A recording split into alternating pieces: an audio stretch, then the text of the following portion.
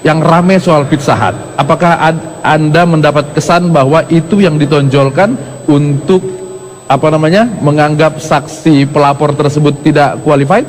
Ya, jadi soal Pizza Hut kita juga sudah capek bahas dari kemarin ya. Sebetulnya itu kan salah ketik human error yang memang bisa dan sudah dikoreksi. Ya. Nggak penting sekali untuk dibahas dalam tingkat forum apapun sebetulnya. Baik. Nah, lalu yang menjadi persoalan adalah apa yang disampaikan Pak Ahok soal Pizza Hut ini. Dikatakan satu, pertama saudara Novel Bakmukmin itu sengaja merubah merubah ejaan. Iya.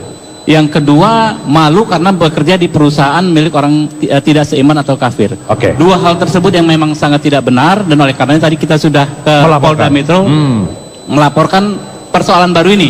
Ya, persoalan baru. Jadi Pak Ahok ini nggak berhenti dilaporkan terus. Saya juga, kita juga orang nanya, ini Pak Habib nggak capek ngelaporin Pak Ahok? Iya.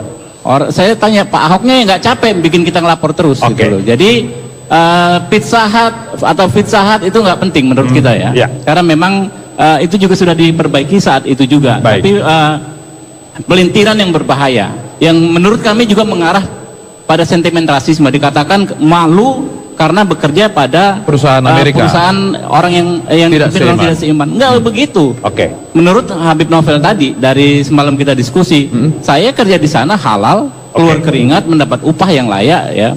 Lalu juga saya juga pernah bekerja pada orang Cina dan lain sebagainya. Enggak begitu, enggak ada masalah gitu. Baik. Al-Maidah 51 dalam konteks pemimpin di negara, itu pun kalau mayoritas. Baik. Jadi pelintiran-pelintiran itu bahaya karena membuat sosok Habib Novel Bakmukmin ini seolah-olah orang yang rasis, ya kan, orang yang tidak berpihak pada kebinekaan dan lain-lain. Nah, ini bahaya sekali, dan ini mengancam persatuan dan kesatuan yang susah payah kita pupuk selama ini gitu. Apakah Anda melihat bahwa ada strategi kill the messenger untuk melemahkan kualifikasi saksi pelapor tersebut? Boleh saja. Kalau bagi kita sih senang-senang aja, karena ini kan forumnya nggak ada masalah ya. Ini kan forumnya bagi terdakwa untuk membuktikan dia nggak bersalah. Seharusnya itu dimaksimalkan semaksimal mungkin. Kalau kita mau bikin opini, dia harus ngomong, wah saya nggak bersalah dan lain sebagainya. Bukan mengangkat hal-hal yang nggak relevan seperti itu. Oke. Jadi yang rugi mereka sendiri gitu. Sudah ada Bang Novel Bakmukmin, silakan langsung bergabung. Ya, di sini. Salam ya. Sambil kita tunggu untuk duduk, saya langsung ke Bang Tommy. Bang Tommy, kenapa kemudian yang muncul ke permukaan justru bagian yang tidak substansi daripada persidangan itu? Atau memang itu dianggap substansial oleh pihak Ahok? Ini soal kredibilitas saja. Kredibilitas? Ya, jadi kredibilitas dari saksi yang melaporkan. Ya. Tugas pembela itu secara umum adalah menciptakan keraguan-raguan. Ada kesalahan apa tidak gitu. Ya.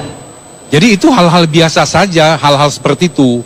Karena kan nggak mungkin juga kita akan berdiam diri masalah hal-hal seperti ini. Memang lucu juga sih ada Pak Habib kita ini. Ya.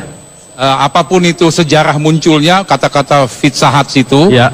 Karena tadi pagi saya baca PT Pizza Hut Indonesia sudah mendaftarkan itu jadi domain name-nya.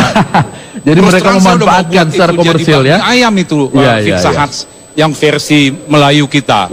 Ternyata itu penting. Nah, ini soal kredibilitas. Nah, nanti hakim yang akan menilai itu berpengaruh nggak kepada kredibilitas para saksi? Ya kira gitu ya. Itu aja saya mau sampaikan. Kalau secara substansi hukum, ya memang pertarungannya adalah ada penistaan atau penodaan agama apa tidak gitu. Baik. Tapi ada juga pertanyaan di dalam pengadilan tersebut soal kredibilitas tadi itu. Apakah layak sebagai saksi? Apakah memang hadir di tempat? Itu juga merupakan hal yang penting. Betul, bukan cuma sekedar Pizza Hut tadi itu ya. Yang versi yang paling baru, yang meme itu. Tapi itu juga tadi, misalnya begini, saksi-saksi yang diperiksa kemarin itu kan ada 4 ya. Nggak satu pun ada di lokasi. Boleh dong kami akan membela terdakwa dengan mengatakan bahwa ini melanggar prinsip melanggar prinsip testimonium de audito. Bahwa saksi itu harus melihat sendiri, mendengar sendiri, mengalami sendiri dan sebagainya. Jadi jangan harapkan pembela itu akan diam saja melihat banyak kelemahan. Dia akan kapitalisasi itu untuk kepentingan kliennya, dan itu sah-sah saja. Ini pertarungan dalam hukum acara pidana. Oke. Itu. Jadi bahwa strategi tadi itu menciptakan keraguan-raguan itu masih dalam ranah hukum. Masih, itu tugas pembela. Pembela yang baik harus lakukan itu. Oke. Kalau pembelanya duduk manis saja lebih baik, nggak usah jadi advokat. Ya. Ya kira begitu. Baik. Saya ke Pak Nasrullah.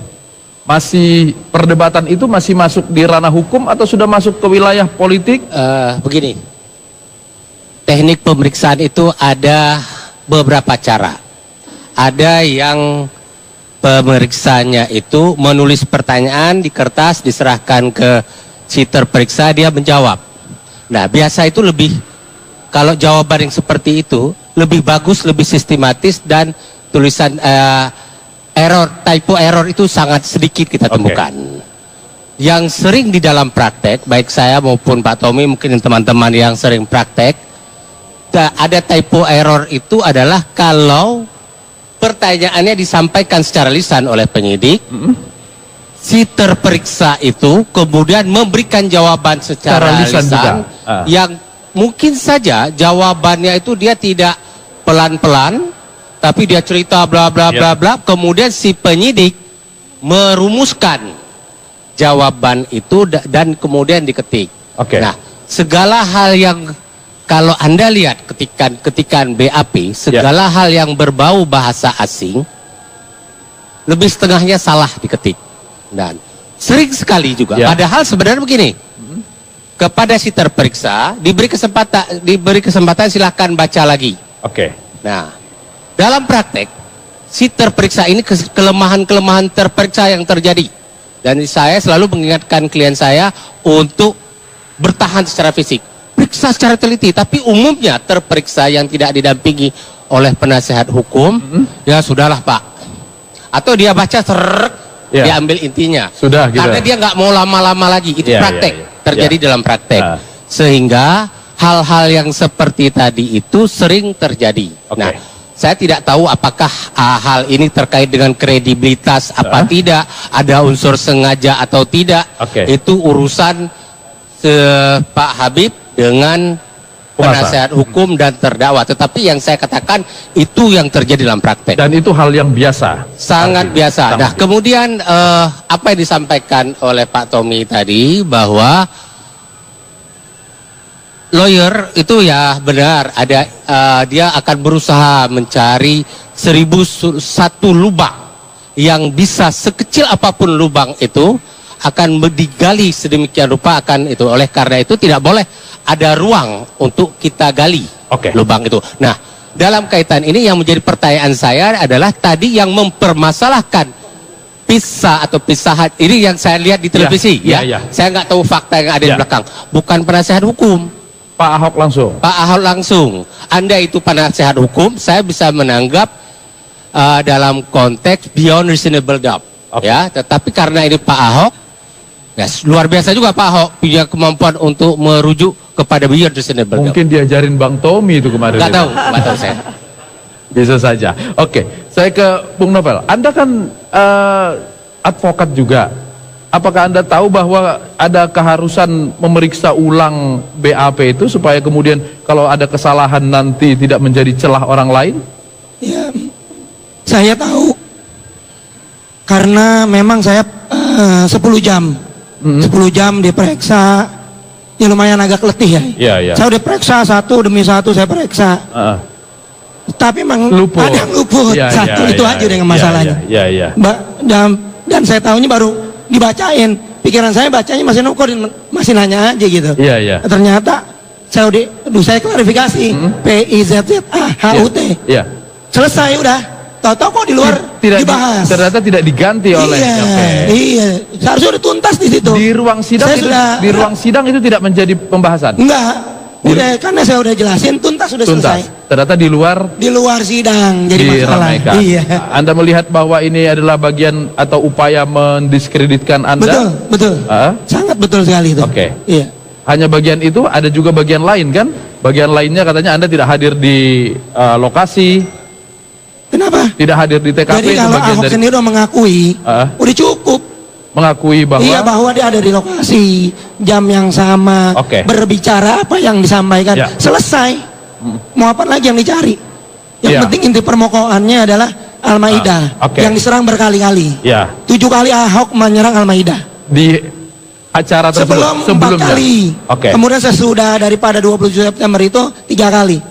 Termasuk yang menyinggung saya membawa Al-Maidah lagi. Emang udah penyakit menyerang Islam gitu. Nah, ketika Anda melaporkan itu karena sudah berkali-kali atau karena sudah berkali-kali? Karena sebelumnya kan kita laporin. Bukan karena ada yang meminta dari Kepulauan Seribu kepada Anda? Enggak ada, saya nggak ada komunikasi ketika itu. Nggak ada komunikasi. Salah informasi, saya nggak pernah memberikan informasi itu. Saya lagi lacak ternyata. Mungkin saya baca klarifikasi daripada press release itu. Saya baca Habib Muhsin, nggak tahu atau kemana. Saya perasaan nggak pernah memberikan informasi sebelum tanggal 6. Sesudah tanggal 7 baru informasi deras luar biasa. Terus sampai saat ini. Jadi ketika ada pertanyaan di ruang sidang, apakah Anda memiliki bukti ada orang dari Kepulauan Seribu yang meminta Anda melaporkan itu? Nggak ada sih, itu nggak ada. Jadi sesudahnya. Kan saya sebelumnya ceramah di sana. Iya. Jadi tambahan tadi soal hadir nggak hadir. Jadi kalau orang biasa mengikuti persidangan pidana biasanya ngeh dengan alurnya. Yang diperiksa pertama ini adalah pelapor. Ya, pelapor. Saksi nggak harus pelapor itu kan nggak harus orang yang hadir di sana. Karena dalam kasus ini pelapornya banyak. Ini ada 12 pelapor, Pak. Ya, kemarin diperiksa baru 6. Jadi seolah-olah sudah semua saksi di hari pertama itu. Padahal kalau makan malam itu masih appetizer, masih pembuka. Jadi jangan khawatir, saksi-saksi yang lain ada. Tapi ini juga tadi saya memperkuat bahwa yang akan dicari dari saksi itu apakah benar redaksi yang disampaikan Ahok seperti itu. Bapak-bapak yang dibohongi pakai Al-Maidah segala macam. Itu sudah secara resmi diupload di YouTube channel DKI. Dan itu tidak dibantah oleh Pak Ahok. Sehingga sebetulnya kalau mau nanya hadir atau tidak di lokasi bagi terhadap para pelapor ini juga nggak relevan. Nanti tanya siapa yang mengupload, ya kan? Siapa yang merekam, ada. Bang Tommy udah mau ngomong? Klarifikasi sedikit.